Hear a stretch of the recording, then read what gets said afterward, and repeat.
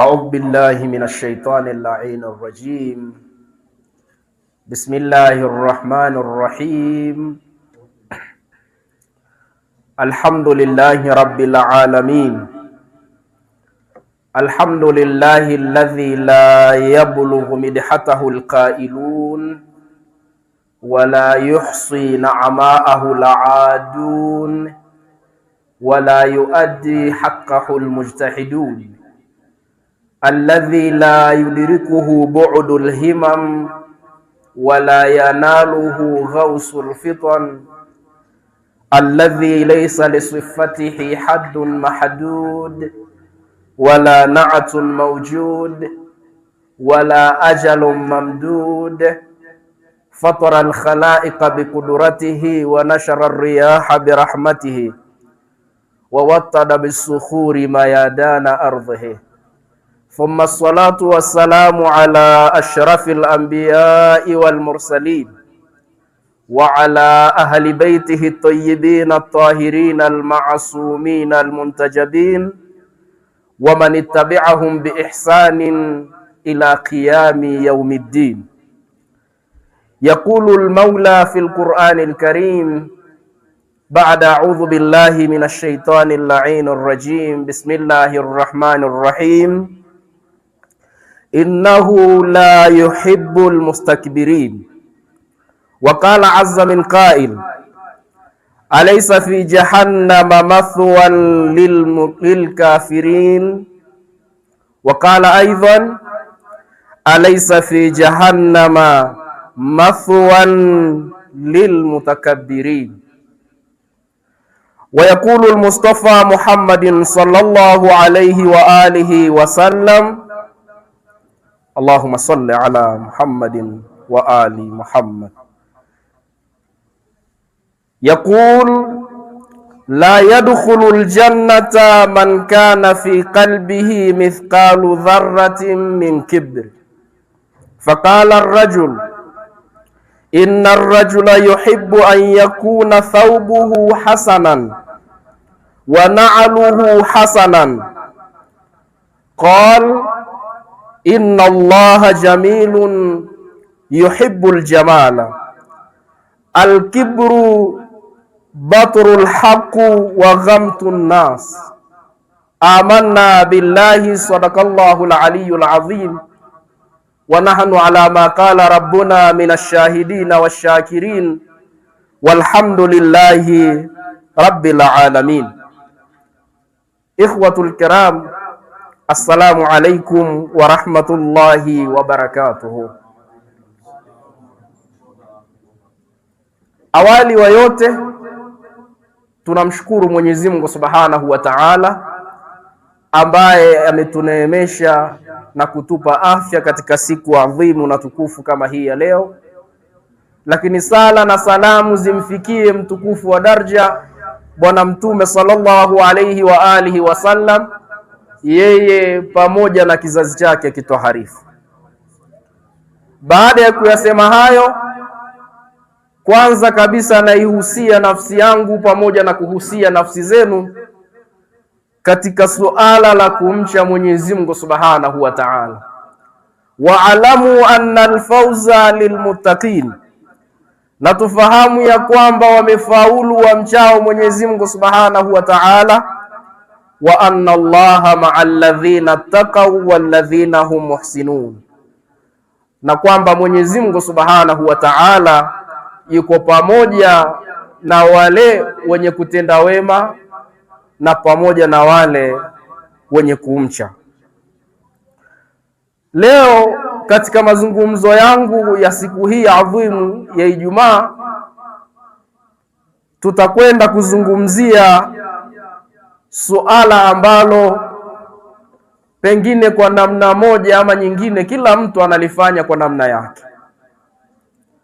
Mazungumzo yangu yataegemea katika aya hizi ambazo nilizozitanguliza, aya ambazo zinazungumzia ubaya wa kibri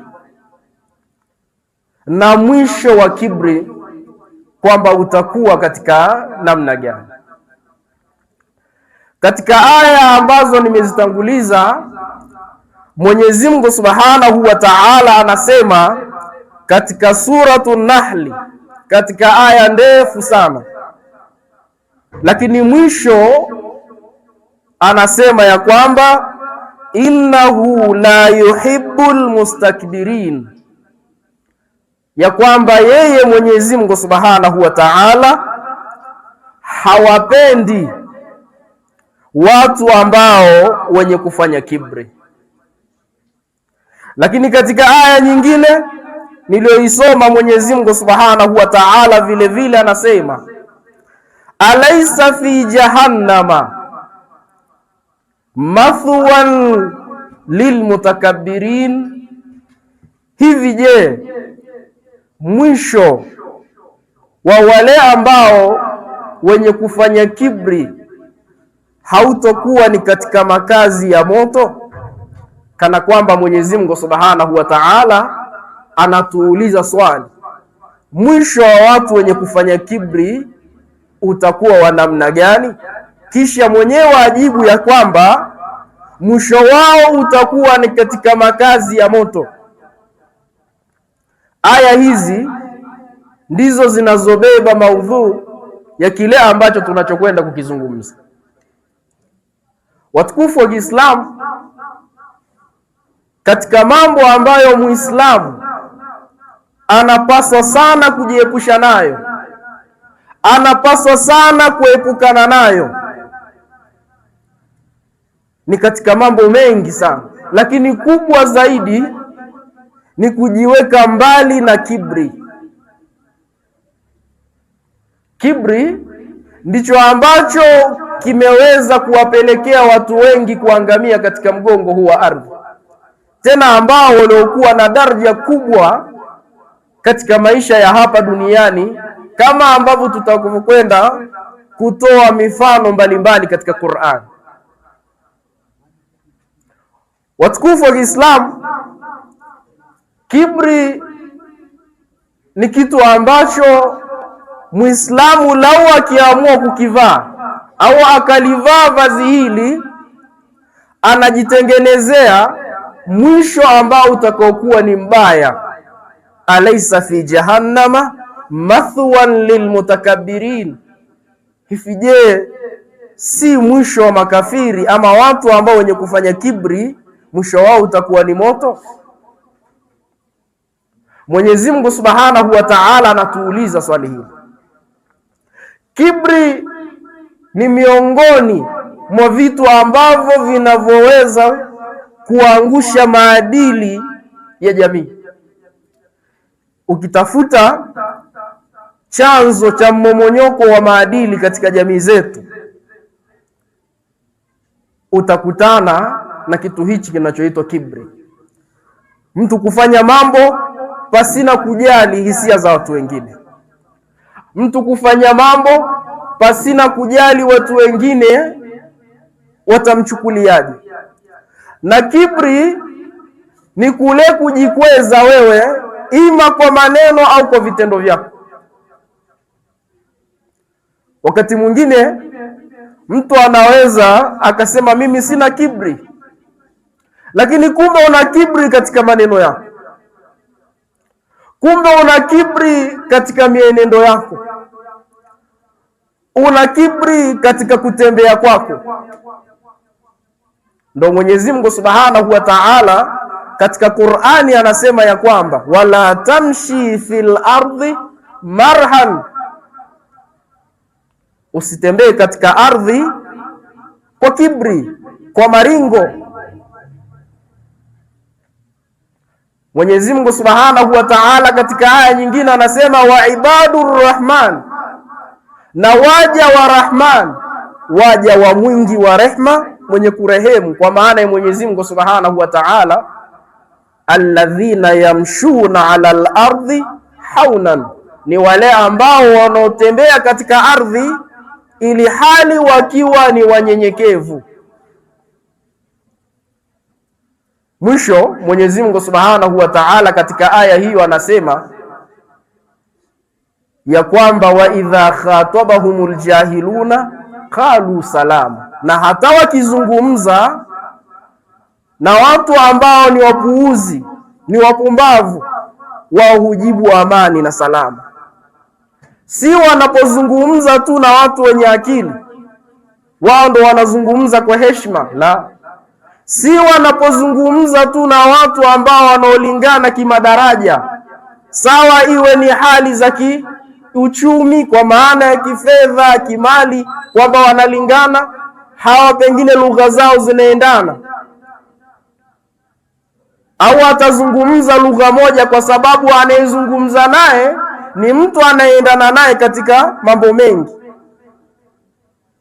Na Qur'ani imepiga mfano duni kabisa ya kwamba hata wanapozungumza na wale ambao hawana akili, ni wapuuzi, wao hawajibu kwa kibri, hawaongei kwa kibri, badala yake wanaongea ili hali wakiwa ni wanyenyekevu.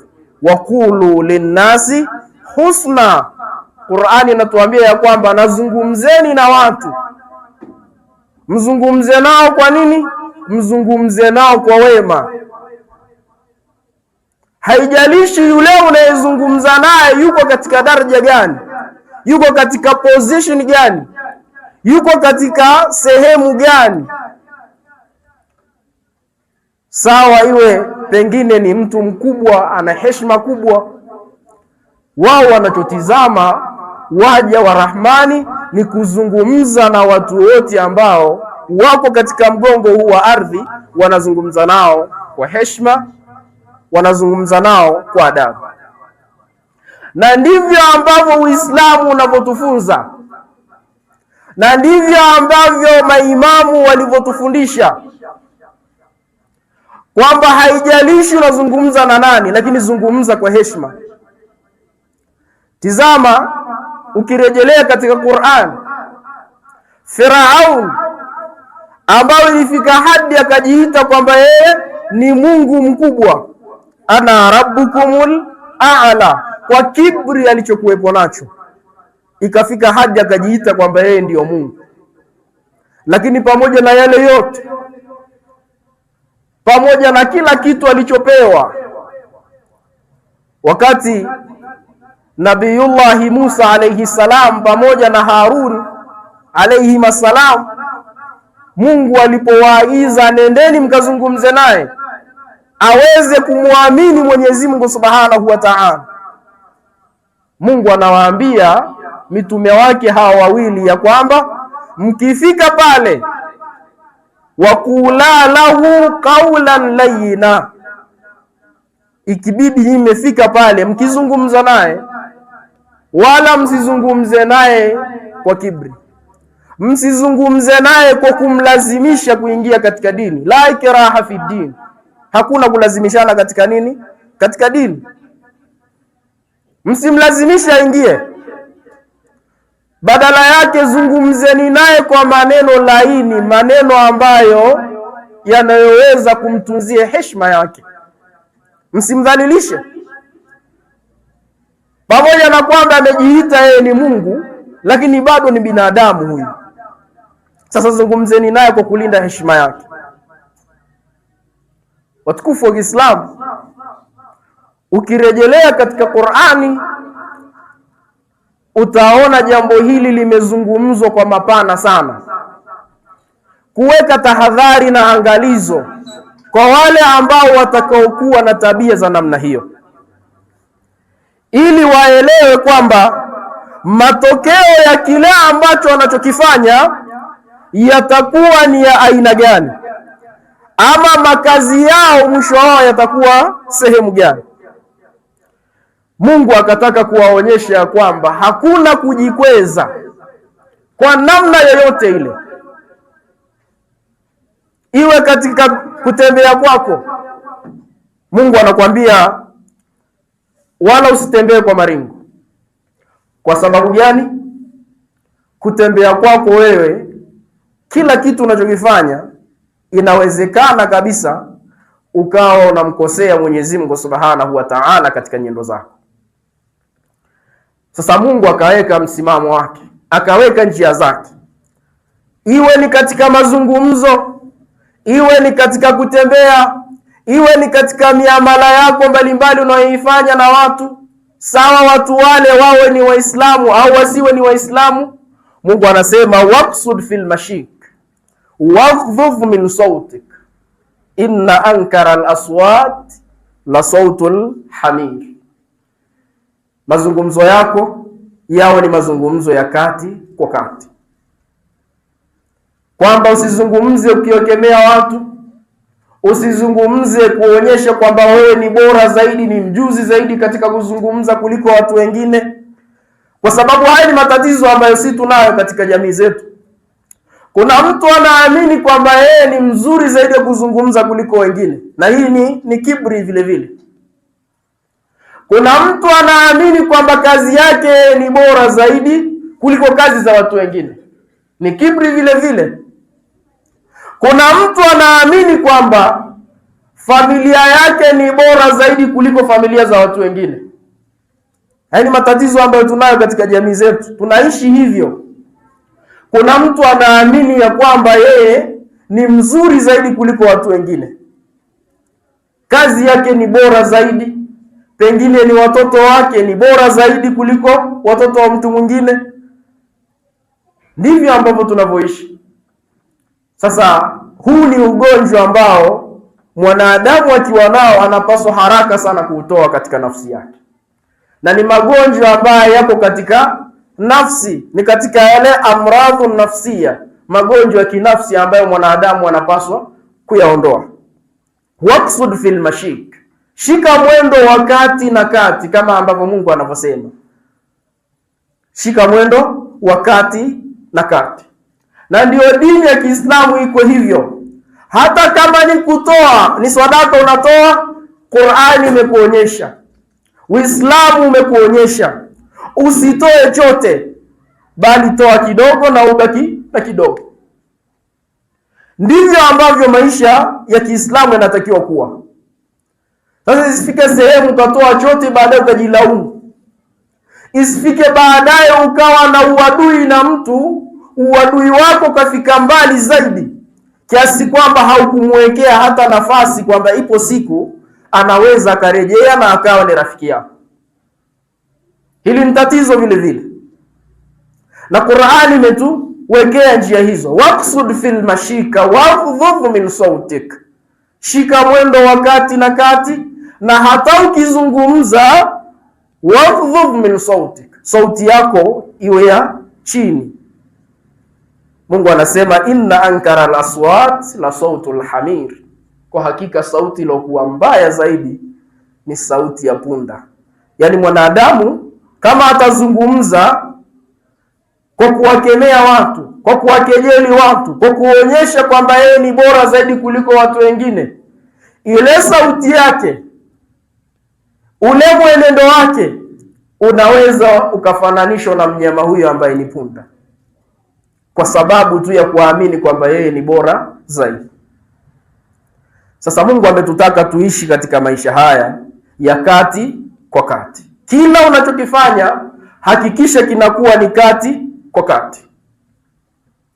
Hivyo ndivyo Mungu anavyotutaka.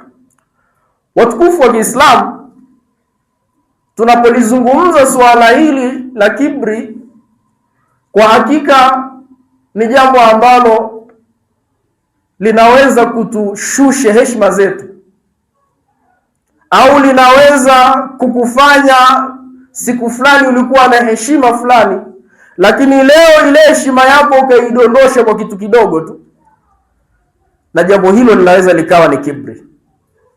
Na wako wengi sana walioanguka kwa jambo hili, si katika watu tu, bali hata katika mataifa vile vile. Yapo mataifa mengi sana yalikuwa yako juu, yana heshima kubwa, lakini kutokana na kibri chao, kutokana na mienendo yao, yale mataifa yakashuka na yakawa ni madogo vile vile. Hata sasa hivi tu katika ulimwengu na katika vita vinavyoendelea baina ya Marekani na Iran, utaona heshima ya nani imepanda na utaona heshima ya nani imeshuka. Na ukiwauliza pengine wa Marekani kwa nini wanapigana vita vile, inawezekana hawana maslahi makubwa sana, badala yake ni kibri na kutaka tu kujionyesha kwamba wao ni bora zaidi katika mgongo huu wa ardhi, kwamba wao ndio taifa ambalo lenye nguvu zaidi kuliko mataifa mengine. Ni kibri.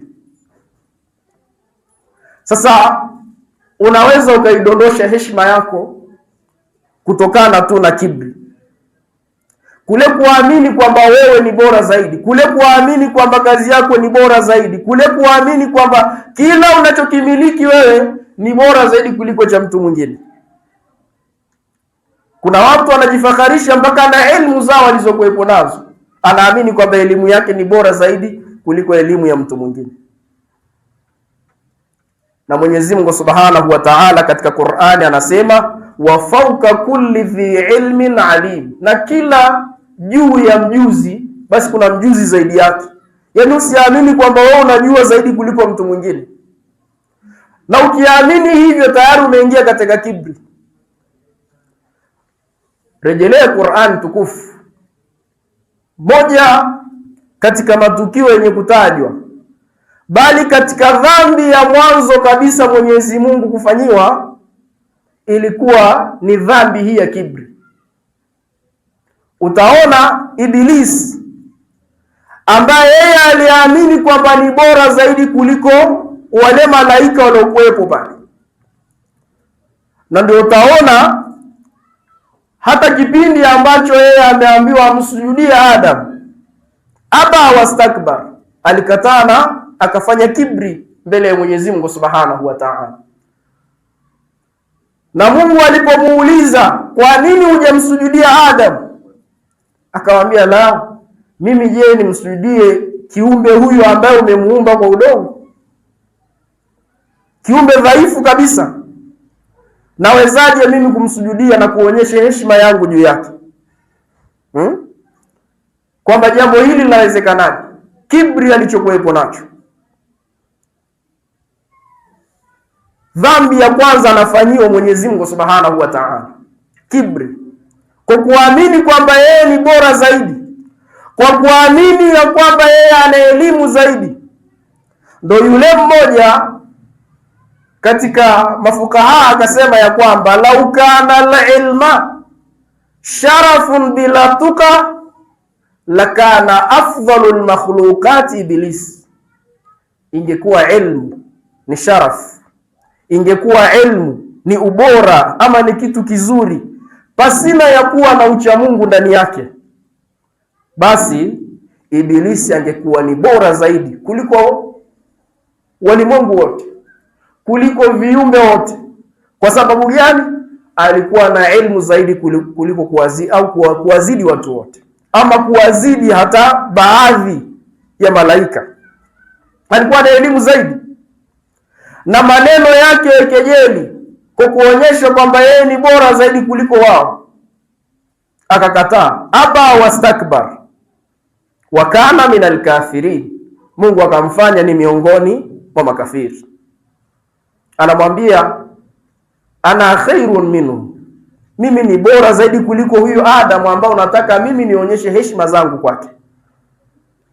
Khalaqtani min narin wa khalaqtahu min tin, mimi umeniumba kwa moto, moto ambao unaweza kuunguza kila kitu, moto ambao unaweza kufanya mambo mengi, lakini huyu umemuumba kwa udongo. Inawezekanaje mimi nitoe heshima kwa kiumbe mfano wake? Maneno haya ya nani? Maneno ya Ibilisi. Na Mungu akamfukuza katika rehema zake kwa kuonyesha kibri mbele ya Mwenyezi Mungu Subhanahu wa Ta'ala, kwa kuonyesha kwamba yeye ni mjuzi zaidi mbele ya Mwenyezi Mungu Allah Subhanahu wa Ta'ala. Na watu wengi huwa wanajifakharisha sana kwa kupitia elimu zao. Kwa mitume wa Mwenyezi Mungu Subhanahu wa Ta'ala ni tofauti, kwa sababu Qur'ani imenukuu matukio mbalimbali ikionyesha kuna baadhi ya mitume wa Mwenyezi Mungu Subhanahu wa Ta'ala walifundishwa si na watu maalum, bali walifundishwa hata na baadhi ya ndege. Utaona kwa Nabiyullah Suleimani alayhi salam, kipindi ambapo alipowakusanya watu wake, akawakusanya majeshi yake katika watu, katika malaika, katika majini, katika ndege. Wakati akikagua hamuoni yule nani? Hudhud. Kisha akaahidi ya kwamba nitamchinja pale atakaporudi, au aniletea habari ambazo ziko sahihi ajitetee. Na yule Hudhud aliporudi akamwambia Nabiullah Suleimani alayhi salam ya kwamba mimi nimepata ilmu, nimepata taarifa katika sehemu huko nilizopita, nimekuta umma wa watu wengi, tena wakiongozwa na mwanamke, lakini watu wale kwa bahati mbaya wanaabudia nini? Wanaabudia jua. Suleiman alayhi salam ikabidi kwa taarifa zile ambazo yeye alikuwa hazijui, ikabidi amsamehe yule ndege. Kisha kaandika barua kwenda Saba kumpelekea yule Bilkisi ambaye alikuwa ndio mfalme, akiongoza lile jeshi la watu kadhaa ama watu ambao walikuwa akiwamiliki, na akiwataka waingie katika Uislamu, na wakakubali kuingia katika Uislamu. Hapo unaona ya kwamba amefundishwa na ndege, si na binadamu. Lakini utarudi utamwangalia Nabiullah Musa alayhi salam pamoja na Khidr alayhi salam. Tena mwenyewe Nabiullah Musa alayhi salam akimwambia Khidr ya kwamba hal attabi'uka ala an tuallimani mimma ulimta rushda, hivi je nikufuate ili na mimi unifundishe katika yale ambayo wewe uliofundishwa katika uongofu? Musa alayhi salam anataka afundishwe na Khidr, na kisa chake ni kirefu na kila mtu hapa pengine anakijua. Mpaka walipopanda katika safina ile akaitoboa, alikuwa hajui, lakini akaambiwa hikma ya kutoboa lile jahazi, na mengi ambayo yaliendelea. Sasa watu wengi huwa wanajifakharisha sana kwa kupitia mambo haya, wakiamini ya kwamba, na ukweli ni hivyo, kwamba ilmu ndio kila kitu, ndio chimbuko la kila kitu. Ilmu inaweza kukufanya ukawa na kibri, ukajiona, ukawaona watu wengine si chochote wala si lolote. Na unaweza kufanya kibri katika sehemu nyingi sana, kama ambavyo tumeeleza. Kibri chako kinaweza kikaonekana katika mazungumzo yako, kinaweza kikaonekana katika mienendo yako, mwendo wako unavyokwenda. Kibri kinaweza kuonekana hata namna unavyotizama. Kuna mtu akikutizama tu naona huyu amenitizama kwa dharau. Na ndivyo ambavyo maisha yalivyo. Kwa hiyo kibri kinaweza kuonekana katika sehemu nyingi za maisha yetu tunayoishi. Watukufu wa Kiislamu, jambo hili ni jambo ambalo tunapaswa sana kujiepusha nalo. Na kuna watu wanamfanyia kibri Mwenyezi Mungu Subhanahu wa Ta'ala, kama ambavyo alivyofanyiwa Mwenyezi Mungu Subhanahu wa Ta'ala kibri na Ibilisi. Kuna watu wanakanusha neema za Mwenyezi Mungu Subhanahu wa Ta'ala. Mungu amekuweka alivyokuweka, anakupa riziki, anakupa kila kitu, hewa safi, lakini kuna mtu haamini kwamba kama kuna mtu, kama kuna Mungu. Haamini jambo hili. Hicho ni kibri kwa Mwenyezi Mungu Subhanahu wa Ta'ala. Lakini pia kuna watu wanafanya kibri hata kwa mitume wa Mwenyezi Mungu Subhanahu wa Ta'ala. Wanafanya kibri. Wengine walikwenda hata kumkejeli bwana Mtume sallallahu alayhi wa alihi wasallam, ya kwamba mtume gani huyu, kwa maneno ya dharau. Yakulu at-ta'am wa yamshi fil aswaq, mtume huyu anakula chakula anakwenda sokoni, anakwenda huku na kule, anatembea kama sisi, anatizama kama sisi, kwa sababu wao hawakutarajia kuletewa mtume wa namna ile. Walitarajia kuletewa mtume katika malaika, awe tofauti na wao. Sasa hicho chote ni kibri. Lakini nakwenda haraka haraka, nakatisha mazungumzo yangu kwa sababu ya muda na sitaki sana kuwachosha.